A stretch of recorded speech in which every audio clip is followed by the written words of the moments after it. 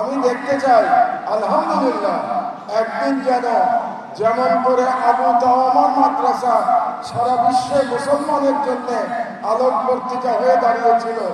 আবু তাওয়ামা এসেছিলেন বোখারা থেকে।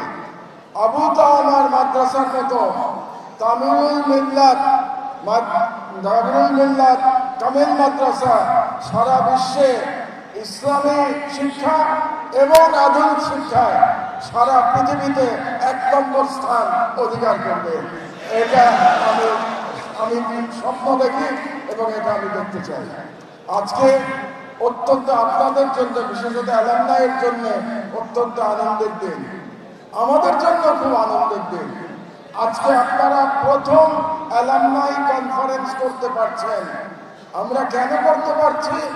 কারণ বাংলাদেশ পরিবর্তন হয়ে গেছে এবং বাংলাদেশ পরিবর্তন হয়েছে মহান জুলাই বিপ্লবের মাধ্যমে পরিবর্তন হয়েছে এবং সেই পরিবর্তনের কারণে আজকে আপনারা প্রথম অ্যালামনাই কনফারেন্স করতে পারছেন।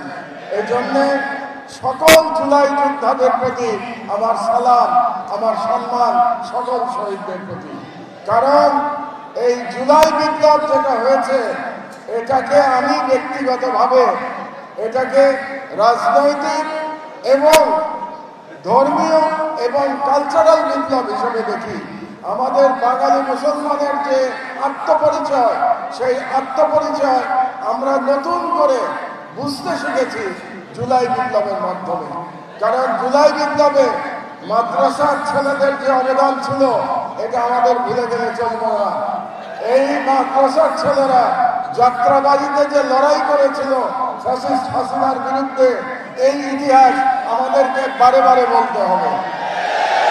সুতরাং আজকে আমরা বাংলাদেশের ইতিহাসে এক নতুন ইতিহাসের দ্বারপ্রান্তে উপস্থিত হয়েছি। আপনাদের সকলের কাছে আমার আহ্বান থাকবে আমরা যেন আমাদের এই বিজয় ধরে রাখতে পারি এবং সেই ধরে রাখার বিজয়ে ইনশাআল্লাহ তামিলুল মিল্লাত মাদ্রাসার ছেলেরা, অ্যালামনাই তারা সবাই নেতৃত্ব দেবেন ইনশাআল্লাহ।